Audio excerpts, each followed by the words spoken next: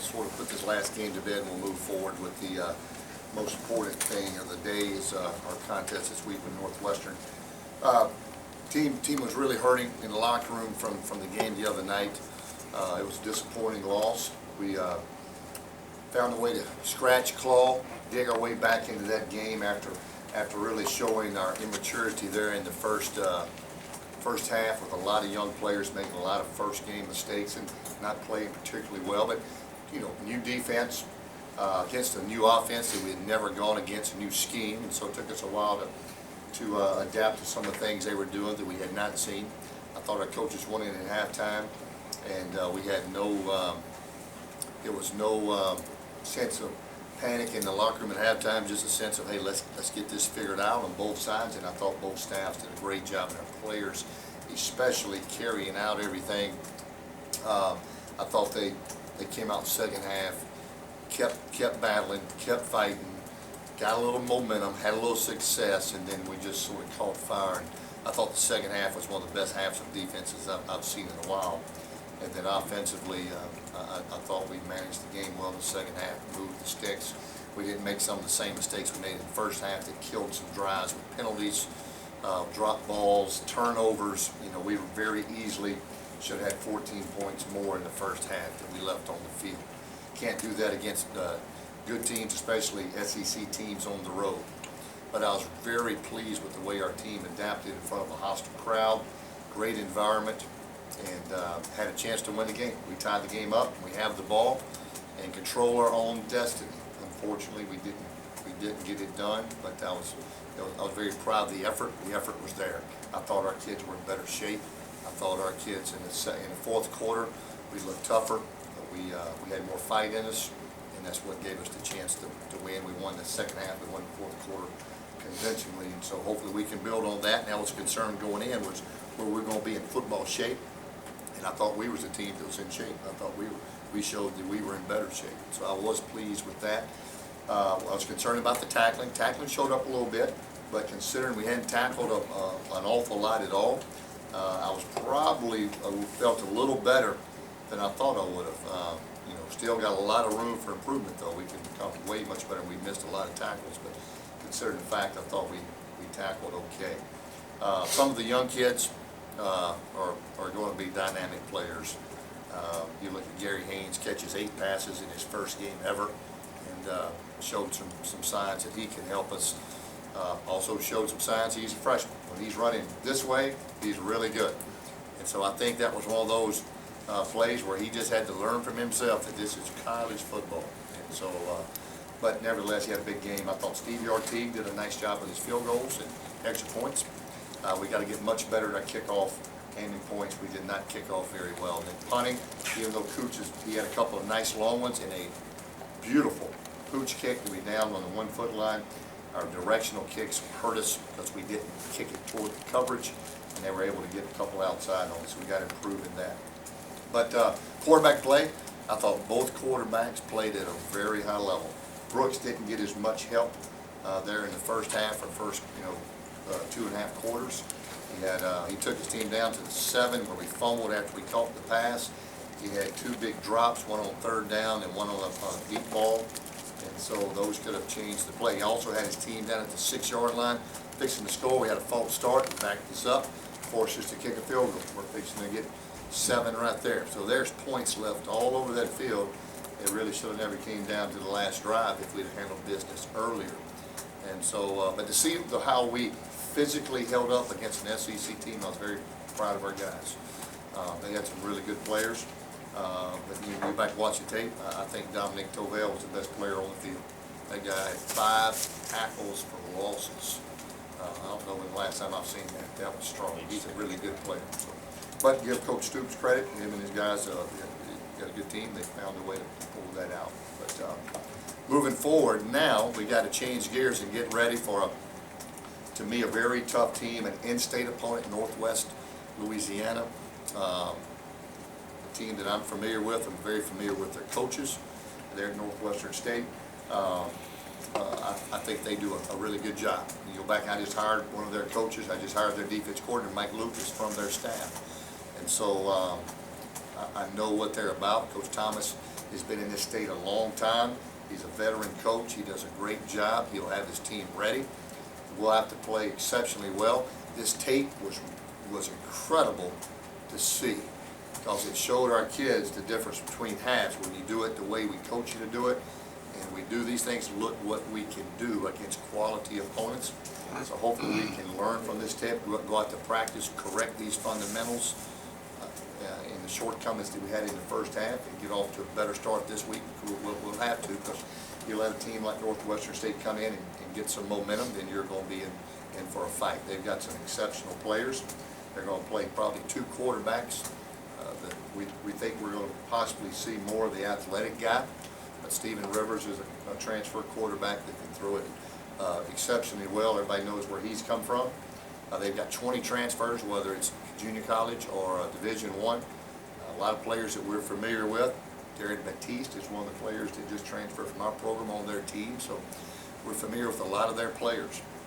They'll be fired up to come in here and play in front of 35,000, and it'll be hopefully the rain will hold off. But we need to play well. We need to practice well. And I told our team that how well we play will be determined about how well we practice this week. I tell you, one of the most dangerous things I've seen about him is their kick returner, punt returner, Ed Egan. This guy will be one of the best returners we see this year. This guy is dangerous. He's a phenomenal athlete. He's already, I think, last year had 2 or 3, maybe 4 for touchdowns. And every return that I'm watching, because I do the special teams, and he's breaking tackles, making people miss, stop, go. So he's a guy that can get him a big play. So we've got to do a great job in our special teams. We've got to clean up some things in that area also. And we just need to have a great week overall. So with that, any questions? Who's the starting quarterback? Starting quarterback. We will let you know when we take the field on Saturday. That's sort of becoming a routine. Hopefully, though, that's not the answer I want to give. You know what I'm saying? I want to be able to let you know that. But after the game, I'm not sure yet. And so I want to watch these guys practice this week and see who's the sharpest at practice this week. It'll be interesting to see. They both played really well. They both are deserving to have given another shot. They both played exceptionally well. Considering the challenge of preparing for 2 different quarterbacks, why do you think it is that a lot of dual quarterback systems don't end up succeeding? You know, a lot of teams struggle with having 2 quarterbacks. Yeah. It's hard. Well, you always like to have one guy because he's going to get all the reps at practice. When you got 2, you're splitting the reps, and so you're not going to get all the plays. You end up maybe getting 1 rep at 1 play instead of 3 or 4 that week. And so that's the thing. When you've got one quarterback, he gets all the reps with the ones. He gets the entire game plan. You split it up, you're getting a little bit here, a little bit there, and you got to get mental reps when you're not in. So that's to me the main culprit of a dual quarterback system is you don't get all the reps. With the starting center, he gets everyone. He knows all his looks, all his checks. He's on it. When you split quarterbacks at practice, they're getting half the work. And then you get in games, sometimes they're half prepared if you're not careful. But in this situation, when both guys have shown that they can compete, I feel obligated to give those guys both an opportunity this week at practice to see who is going to be on Saturday. But it is also hard to prepare for 2 quarterbacks. Saw Kentucky. They had a hard time preparing for the read option and things like that we really hurt them on. And so when you have 2 things prepared for it, that helps you also offensively.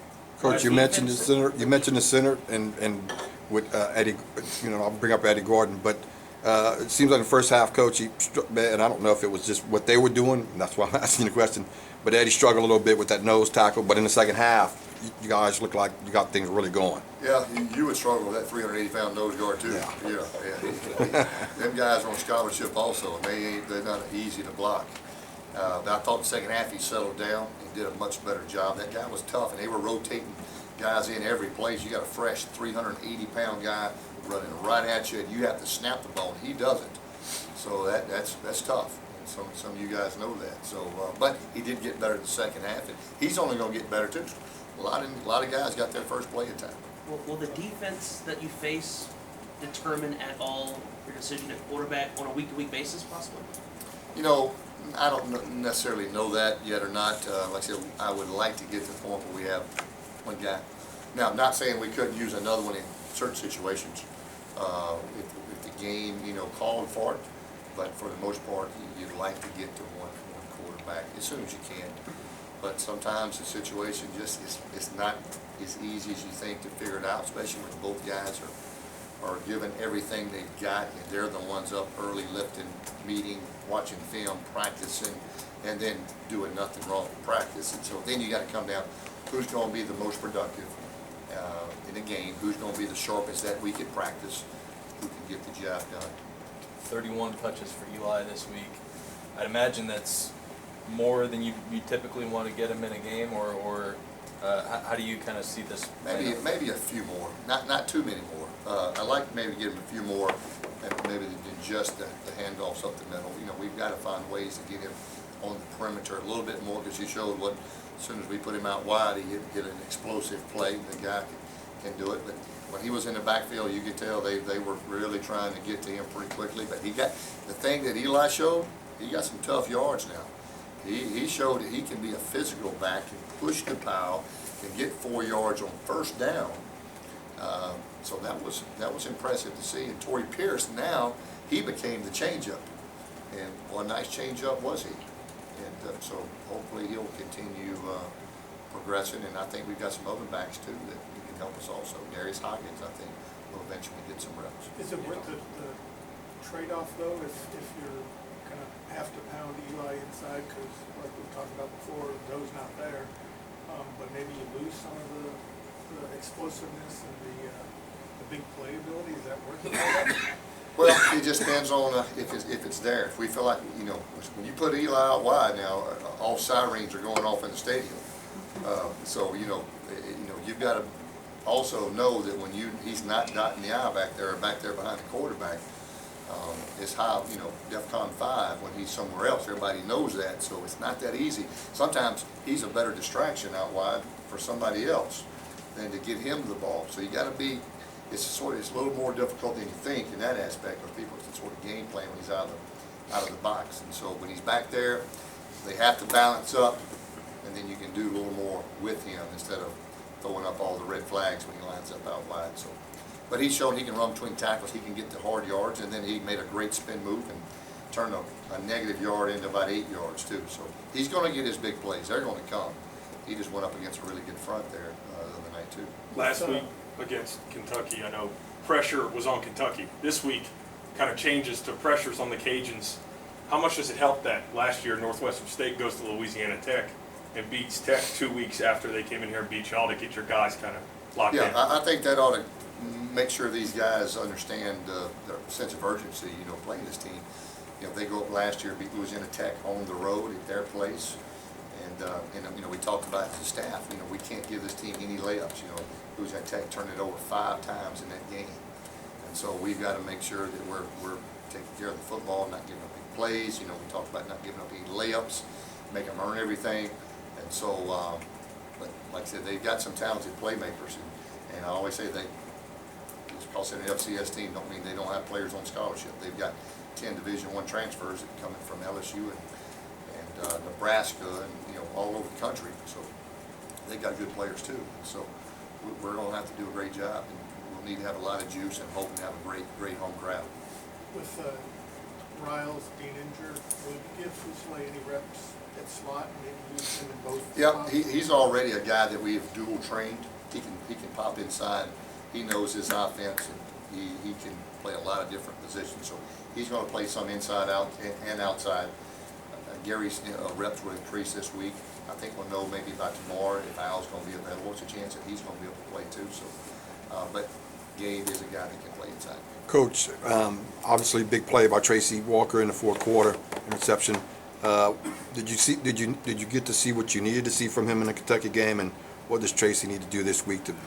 He just needs to keep improving. You know, he had some little setback during camp, and he just needs to keep improving. And I thought he took a positive step forward there in the second half, made the big interception, and he had some good tackles, and he's going to get better as the year goes along. He's got to be one of those guys on the back end that can roam around. He's long, he's tall, And I think he's only gonna get better, as well as the rest of those young guys. He's just a sophomore, so, he's a young guy too. You Look said at Tobel's post-game that game. you wanted to relook at the film from the secondary.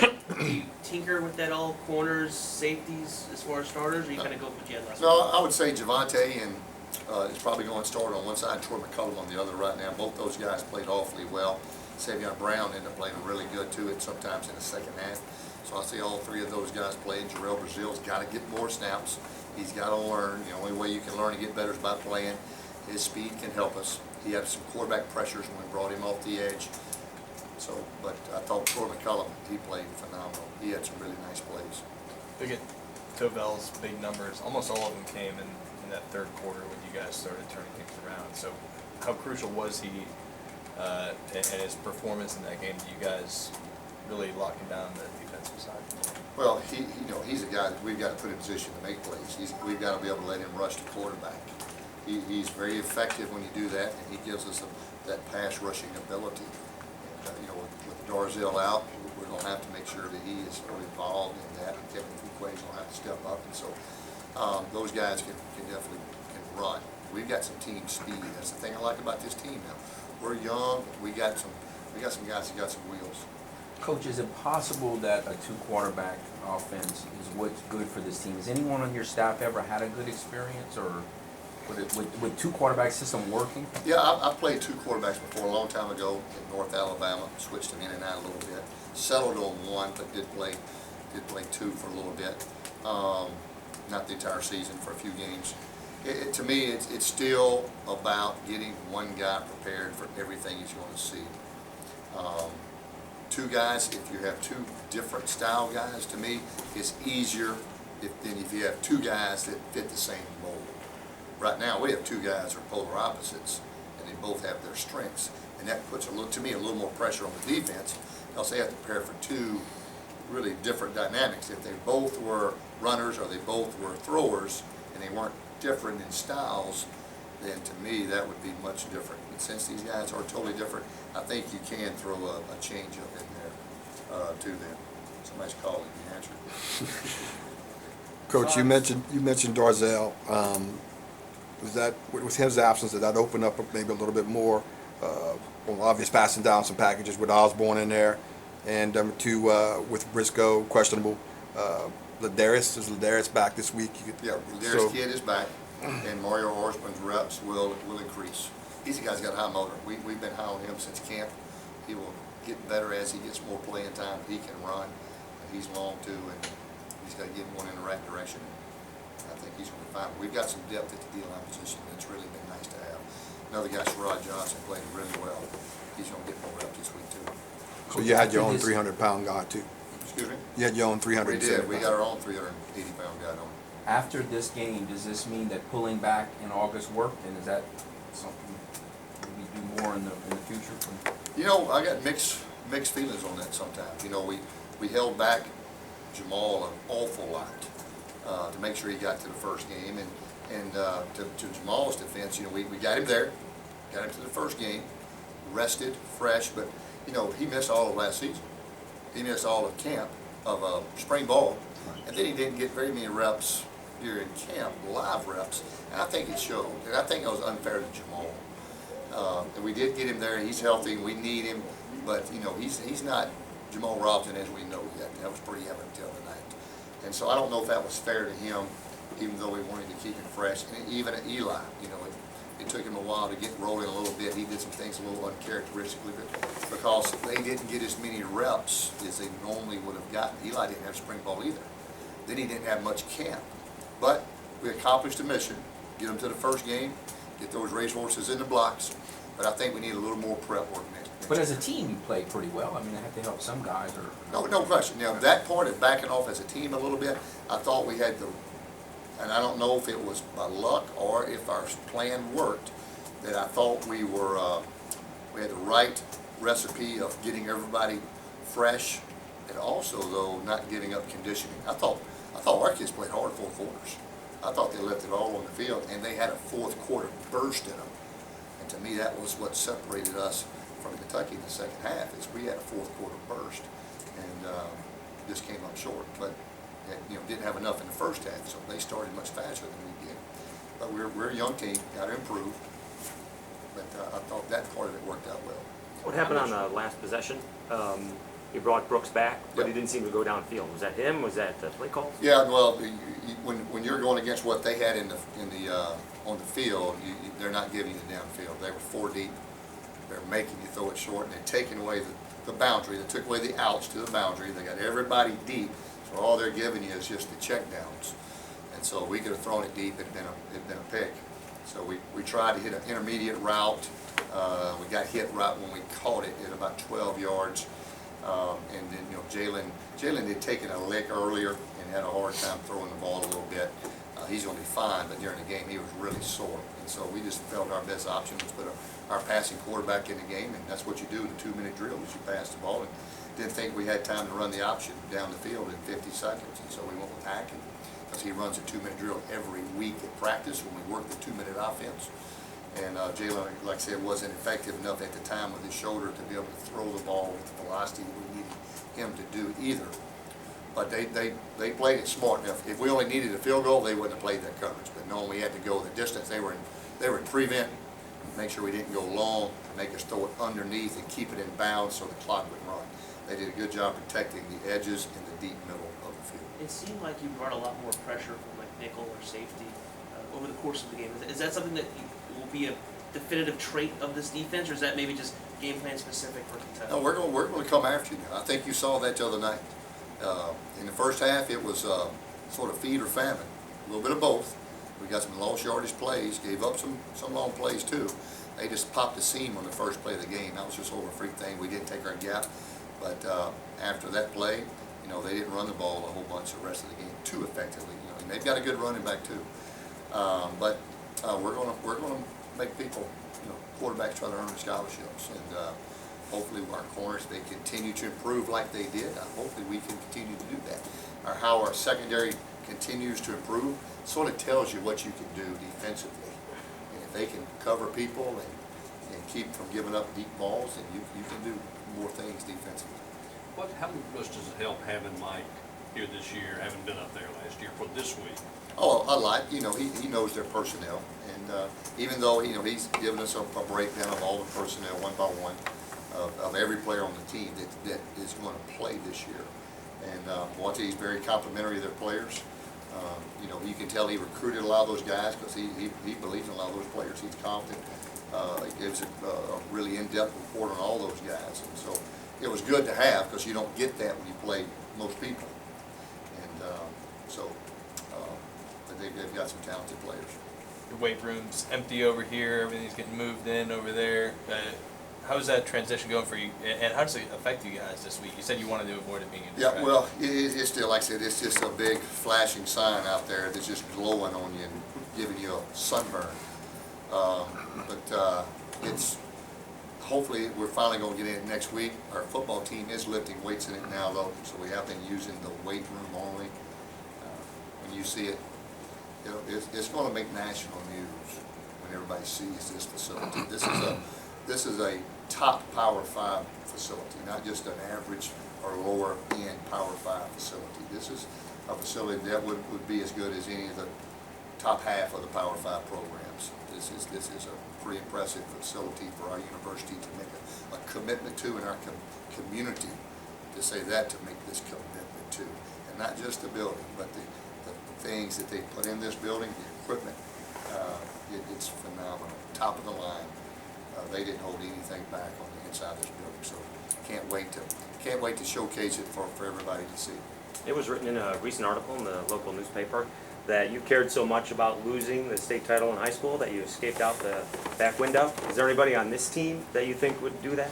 Do you have anybody? We've got some guys that it means an awful lot to, and I tell you, and I don't know if he'd run out the back window like I did and didn't face the music. That was a long time ago. I was having a good day, Dave, thanks to now. It took me 25 years to get over that. But in that locker room, you had guys like Grant Horst. I mean, you could tell that they actually thought they was fixing to win the game. They left everything they had out there, and a lot of players felt that way. When you see that, you know that you've got what it takes to have a good football team. We got some young kids that Grand Horse Dick's been around for a long time. We've got some young, exciting kids that are really into being a Raging Cajun and working hard and helping our program take another step in the future. And that facility is going to be another avenue there too. Coach, how good is it to see in that aspect where, you know, maybe in years past, guys are just happy they're in a game with Kentucky, where on Saturday, hey man, this was our game to win. Is that kind of a mindset that's been molded since you've been here? That's what I told them before the game. I told them, you know, I said a few years ago, we may not have expected to win this game. And we really did expect to win the game. And we did come out and play very well in the first half to give ourselves a chance to win it. But at halftime, it was like, you know what, it was like, dang, you know, and we have not showed the country, and especially Kentucky, we didn't show them what we were about. And I said, hey guys, let's show them who we are. We're better than that. Let's go back out, let's gradually move this thing back up and get back into it. And oh, behold, dang, if we didn't do it. Against well, they had a great crowd, 65,000, and against a quality team on the road. And so it's important to our players, important to our coaches, important to our fans, our university. And we're making strides. And like I said, it's a lot of good football ahead, I hope, for this team.